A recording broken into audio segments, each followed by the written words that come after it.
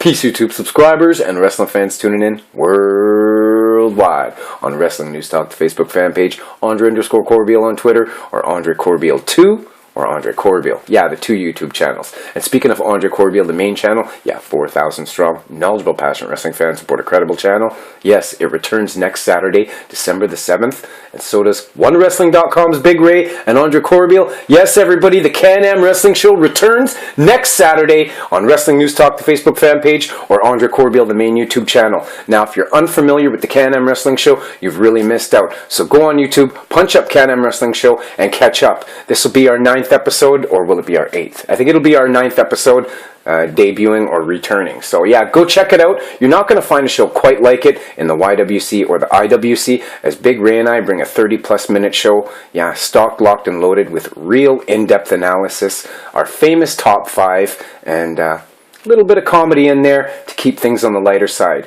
So if you haven't catch the Can-Am Wrestling Show yet and you're not familiar with it, get familiar, and hey, tune in next Saturday, December the 7th, 2013, for our return. So yeah, thanks everybody. But today, it's November 28th, 2013, and what is this video, everybody? Yeah, it's your 2013 TNA Impact Wrestling review from Orlando, Florida's Studios, the Universal Studios. Yeah, now Thanksgiving, this Thanksgiving episode of TNA Impact featured the long-awaited funeral of the Aces and Eights, another returning name from TNA's past taking on the unbeatable EC3, and hey, to top it all off, we had our huge 8-man tag team elimination match featuring Team Rude versus Team Angle. Now, Team Rude consisted of Ego members, and they were joined by the X Division champion of the world, none other than Chris Sabin, versus Team Angle, who consisted of Kurt Angle, Magnus, James Storm, Gunner, and hey, I just had this strange feeling rolling into this match, and I was expecting a heel turn coming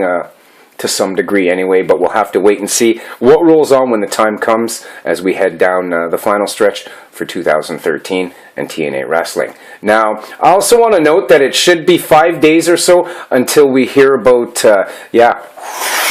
bam, the TNA World Heavyweight Champion AJ Styles, and if he actually does answer the challenge of PCW Champion Lionheart. And hey, Lionheart's challenge on Twitter blew up last night from over there in the UK as Lionheart fans tweeted and retweeted and tweeted and retweeted hashtag Styles Fears Lionheart. So I truly feel that this is going to happen, everybody, and I'm excited. It's sure stirring a nice buzz, but I digress, and let's roll on with the show tonight, from Orlando, Florida. Now, we start off the show with the sultry president of TNA Wrestling, Dixie Carter, in the ring with a buffet table and a giant silver serving tray to a chorus of AJ Styles chants. Anyway, I digress. Dixie then drops a bombshell announcing this decision that she had made to name Rockstar Spud her brand new chief of staff in TNA. And I bet my boy Gavinots, Gavin over there in the UK, was marking out at home. Go check out his channel and subscribe to Gavinots right now, everybody. Now, Rockstar Spud, basically in a nutshell, he comes out in full heel mode, and Spud warned the roster that he's watching, and everyone's moves are going to be watched heavily. He's also warned them that they better watch out, and he adds that being from England and being used to being around royalty and all that stuff, he basically proclaims Dixie Carter as his new queen. Now, Dixie's in the ring as well, and she calls out her nephew EC3 to the ring, and this is the actual first time the two have actually been together in the ring, other than that one segment in her office. Now, in a nutshell, they both quote his one-liner, "I am AC3, I am a Corbeil, and hey, you know the rest, the world needs us." And we wait for his hot and spicy opponent. Oh, shoot, did I just give it away? Yeah, I did. The returning Curry Man, Christopher Daniels, and I love this. Yes, fans, I'm a fan of Curry Man. I always was, and as a matter of fact, I'm a fan of anything the Fallen Angel Christopher Daniels does. His work is top-notch. Anyway, he shoots a short but funny mic spot that ended up being cut short, as, he was blindsided by Ethan, who took it up a notch tonight in this match with his offensive delivery with a very convincing win, finishing it off with his 1%er finisher, and the 1-2-3 win. Now, this was nice to see Curry Man, even though it was kind of a squash match, but I digress. Now, we get a Team Angle promo, and you can see the tension mounting between Gunner and Storm in this, and we roll on and follow that up with the return of Zema Ion. With the bromans, everybody. And hey, I think this was great to see. I think he's going to fit in and blend in well. Eric Young was also in this promo with ODB, as this was to set up the winner-winner turkey dinner match tonight. And we have two turkey suits. So we'll see either Norv Furnham and Dewey Barnes or the Bromans, don the suits tonight this year at the end of the match. Now, we roll on with our knockouts match as Velvet Sky takes on the Tongan Monstrous, yes, Lady Tapa, Bow Down. Gail was removed early from ringside by Hebner, and it didn't really matter because one-on-one, with no interference, it made no difference. Tapa basically destroyed Velvet with the Tongan drop, earning the 1-2-3 victory to a dead Orlando crowd. And hey, I gotta touch base on this. This is why I've never really liked Orlando at all, everybody. Even the Asylum, in my opinion, was better. But that's my humble opinion. I want to know your guys' opinion. Please comment below, share your opinions, and let me know what you think of that, if you agree with me or you don't. But I digress. We also get an announcement of TNA's first one-night-only pay-per-view, TNA's next one-night-only pay-per-view, and yes, the World X Cup concept, it returns as a new concept, which looks like it's going to be, the TNA World Cup. Now, the next free pay-per-view this month, Final Resolution, is also coming, so that'll be the next in succession. Now, we roll on with, DJ Zema Ion, announcing his boys, the Bromans, and like I said earlier, I gotta say, he's gonna fit in well with them. He fits in perfectly, and they're gonna be rolling on as a unit, and I like it. Do you guys like it? I digress. Now we have Dewey and Norv come down to the ring, and hey, they have their own theme music now, so anybody that was wondering if they were contracted to the company, this is confirmation right there to anyone questioning if they were contracted or not. And this match lasted about 15 seconds in length, and I'm going to have that Zema Ion horn running through my head all freaking week. Anyway, they force Norv and Dewey to cluck it up in the suits, and ODB arrive with Eric Young. They chase off the Bromans, and you know what it is. Let's do the bird dance, everybody. Little bit of a ridiculous promo, but I digress. All of these holiday-themed shows always have a little bit of silly filler in, but rolling on. We get another Friends of AJ promo, and then Dixie following that, losing her damn mind backstage. She threatens AJ with legal action, and like I said, she lost her mind. Very good job, Dixie. You were very convincing, very believable here, and I digress. We get into an Ego and Sabin rallying each other backstage promo for the main event, and hey, in this segment, something was very funny.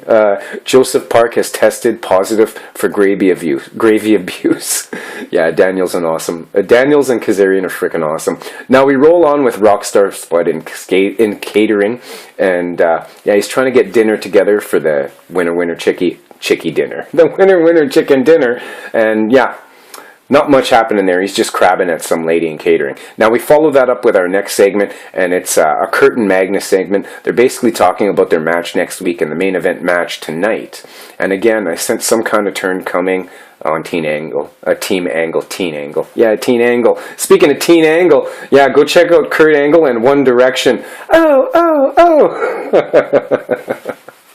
I don't even know what to think of that, guys. Comment below. Let me know what you guys think of that. But I just thought Angle was going to get screwed coming in here. That's what I was thinking. Now, we finally have the long-overwaited funeral of the Aces and Eights, where the people that were at the funeral, no one cared at all until Ken Anderson popped out of a coffin, joining Kurt Angle, Samoa Joe, Mike Tenay, EY, who all basically came up to the podium and brought forth funny eulogies. As they were all interrupted at the end by Bully Ray, who comes in a dark hood and glasses, looked like he was really depressed. He basically says that Ken Anderson destroyed everything and that he won't forget about it. It was an odd promo, but I digress. Na na na na, na na na na, hey. You know the rest, everybody. Don't want to get copyright infringement. So goodbye, Aces and Eights. Now it's main event time as Rude and Angle started off against each other in the ring. And this is easily becoming feud of the year, everybody. Comment below. Let me know if you agree with that. As Kurt tags in Magnus, who displays his power on Kazarian, who tags in Daniels, who's double teamed by Storm and Gunner. Things spill outside as Sabin pinpoints Gunner in the ring, and Team Rude cut off the ring at this point. Until Gunner basically manhandled Bad Influence. Storm lays out Sabin and rocks Daniels, before setting his sights on Sabin. Yeah, but this distracted him, and yeah, he delivers a super kick to Sabin and to Kazarian instead of Sabin, and Sabin capitalizes on it, eliminating James Storm first. Now Magnus and Daniels follow that up, and they go at it. Ego cut off the ring again here, keeping Magnus isolated. Now we get a few pin attempts until Gunner and Rude are tagged in, and they go back and forth for a bit, till Gunner puts on the gun rack, but it's broken up by Bad Influence,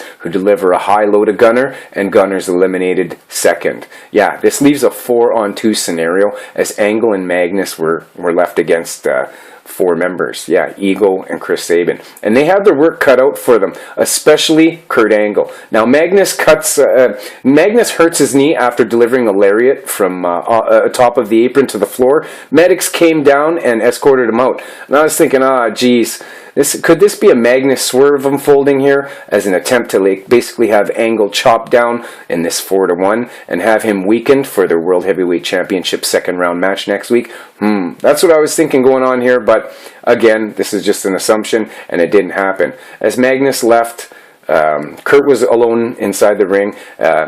Kurt was a frickin' animal here. He cradles Daniels for the roll-up, but Hebner was actually distracted by Bobby Roode missing the 3 count. Angle brought it here, dropping Sabin outside, Roode in the ring, and he threw Sabin outside, delivers a German suplex after another German suplex after another German suplex to Roode and Kazarian, but Taz digresses. And hey, I want to say, Taz, quit stealing my damn lines, dude. But I digress. Chris Sabin here is next to receive the Germans, and then we get a double ankle lock on Bad Influence, and takes out, he lets go of that, he takes out Rude with a chair, and like I said, he was wrestling like a freaking cyborg here, like an animal. And he gets himself disqualified using the metal chair as he continues laying out Ego.